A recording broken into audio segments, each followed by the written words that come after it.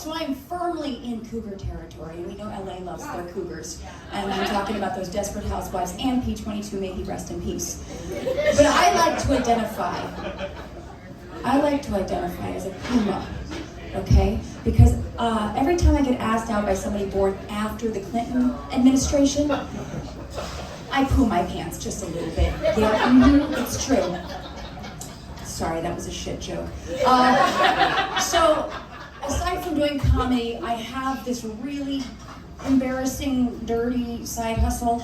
Ever since our field became more visible online, we've been dehumanized, marginalized, and honestly kind of treated like second-class citizens. I'm a scientist. Yeah. And I know what you're all thinking. She definitely looks like a scientist. No, nobody thinks that. In fact, I get told by a lot of people, you don't look like a scientist. And by people, I mean men. And it's usually in the context of flirting, which I think is a really interesting way to go about it, because telling somebody you don't look like a scientist is a very thinly veiled way of saying, you don't look so smart. Yep. Yeah, and sometimes I throw the snark back. Well, you didn't look like somebody I was gonna let butter my biscuits, and I guess we were right. Yeah, I'm not fucking you tonight. But sometimes I play with them, and I'm like, oh, why don't I look like a scientist? Can you give me some reasons? Anything? And I can think of one, Bob here and Bobita. Yes, I named my breast as an awkward 12-year-old girl. I'll make it less awkward by telling you that my grandfather, father, and brother are all named Robert. So these are family names, okay? But sometimes the men are honest with me. They tell me, oh, well, the reason why you don't look like a scientist is you're not an old, white, bearded man. And I correct them and I say, the beard is coming in nice. You're not looking close enough. But the penis is taking its sweet ass time, right? But they're not wrong. For a long time, it has been white, cis, hetero men doing the science, and they bring their own biases with them, right? And that's problematic, because whoever does the science, well, that informs a lot about the science. And we get headlines like this. Hold on, excuse me, it's in Bob. Headlines like this. Let's see if I can read my handwriting. Surgeon finally counts human clitoris nerve fibers for the very first time. This was 6 months ago, folks. They finally counted how many the little lady who knew all the nerve endings. It is over 10,000 nerve fibers. Okay, there's 4,000 on the human penis. Okay, so and to be exact, it's 10,281 nerve endings on average. Okay, let that digest. Some of you still can't find her? If that's not a definition of it's you, not me problem, I don't know what is, okay? So I honestly think that America needs to throw out this whole thing about literacy rates. We need to put our money where our mouth should be and focus on our cliteracy rate. Who's with me? I know you are. I can see it. And it's not just humans. Snakes have this problem too. I'm not kidding. 3 months ago in December, an all-female team of researchers came out to tell us that snakes not only have a clitoris, they have 2 devil's doorbells. And it is forked. It is forked. The carpets match the drapes. The males also have a forked tongue. That's a good time, guys. It's 2-pronged for her pleasure. Right? So we need representation in science, not just for the humans, but for the snakes. Do it for the danger noodles, okay? As far as being a scientist, I'm a primatologist, which is not to be confused with proctologist, although I do deal with a comparable amount of shit in my day-to-day life. I study monkeys and apes. And spoiler alert, all of you are primates, okay? So I'm taking notes. Especially you, sir. I saw what you did before the show, and I'm pretty sure it's illegal in most states. I respect that. This is good. This is good. Just kidding. I'm sure it wasn't illegal.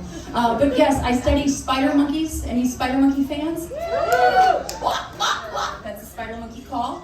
If you do it well enough, they'll call back. but they're terrible texters. It's because they actually evolved to not have thumbs. True story, I'm not even kidding. But I study spider monkeys, and they're not called that because they were bit by a radioactive spider.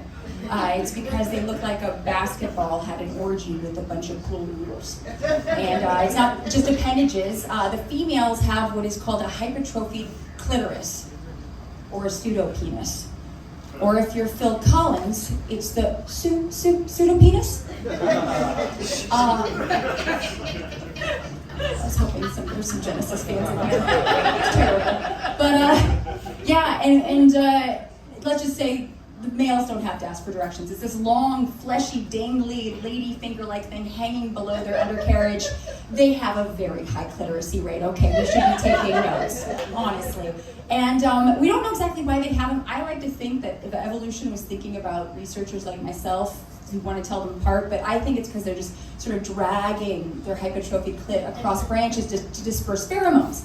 You know, if anyone has a male dog, you know what I'm talking about, because there's not a couch cushion, hope or dream that your dog hasn't dragged its dick across. It's true. But the male spider monkeys are not to be outdone. I hope you're all taking notes. There's going to be a pop quiz later, okay? The males, yes, take it. Thank you. The males have lack a baculum. Does anyone know what a baculum is? It's a penis bone. Yeah, a lot of mammals have boners with bones in them.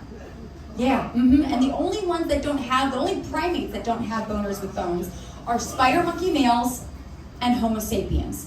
Although I can't speak for all of you, so if you have a dick bone, go get that looked at. Don't ask me to look at it, because I'm not that kind of doctor, and I don't think it's that kind of show. But next time you're in like Central or South America and you see a spider monkey, you can do that whole I don't have a dick bone handshake, but just remember they don't have thumbs, so none of that.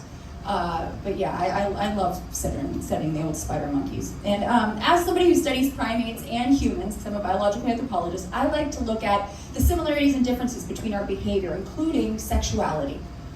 And I identify as bi or pansexual, so yeah, woo! And M's right, the bis get a bad rap, but I'm here to rep. But nothing steams my clam more than when I hear Christian conservatives say, homosexuality, it's not natural, it's an abomination in the face of the Lord. No, Raylene. What's an abomination is your unironic mullet. Homosexuality is totally natural. And let me explain why. Now, I went to parochial school from kindergarten to 12th grade. And one thing they drive home is that God created every last one of us in his image, right? So if this God created Lance Bass, Bert and Ernie, Wanda Sykes, the entire cast of Queer Eye, and Lindsey Graham, you see where I'm going with this, guys? God is hella gay. Like, so gay. Like Jazz Hands and Jodie Foster gay. Like, if John Waters threw Brokeback Mountain on ice, starring Johnny Weir, Ellen DeGeneres, and that purple Teletubby, still not as gay as your God, right? This guy daddy created rainbows and bottomless brunch in more ways than one, and I kind of like that. And if that's not enough to convince Raylene, I would tell her, as a scientist, I know that over 1,500 species have been documented engaging in homosexual behavior, and only one perpetrating and propagating homophobia, ironically also within the genus Homo, is Homo sapiens, right? So I would like to remind them that, and these are just the species we've seen, right? So 1,500 species. But I'd like to think the second we walk away from my monkeys, 2 pendulous disco balls descend from the forest canopy, trays of cocaine and poppers are passed around by howler monkeys. We've got Andy Warhol in the corner with his iconic bandana doing lines off a spider monkey's ass. And it's just Studio 50 forest. Just one big promiscuous horde. So, folks, we just need to embrace the gay. Even our closest genetic relatives, bonobos, they're called pan-promiscuous, but they might as well be pan-promiscuous because that is how they deal with all tension. And everybody I talk to wants to be just like bonobos because that's how they handle any tension is through, doing squat thrusts in the cucumber patch. But you should know this, and I'm going to leave you with this lovely note. If you want to be more like bonobos, you should know that bonobos are female dominant. The ladies run the show. Okay? Yeah. Yeah, so maybe forget her emails, stop the mansplaining, and let a woman maybe run the country, the world, you name it. And I'm not saying it's going to lead us all into one big promiscuous horde, but I mean, there's only one way to find out, right? There's only one way. So, thank you so much, guys. I'm Natalia Reagan.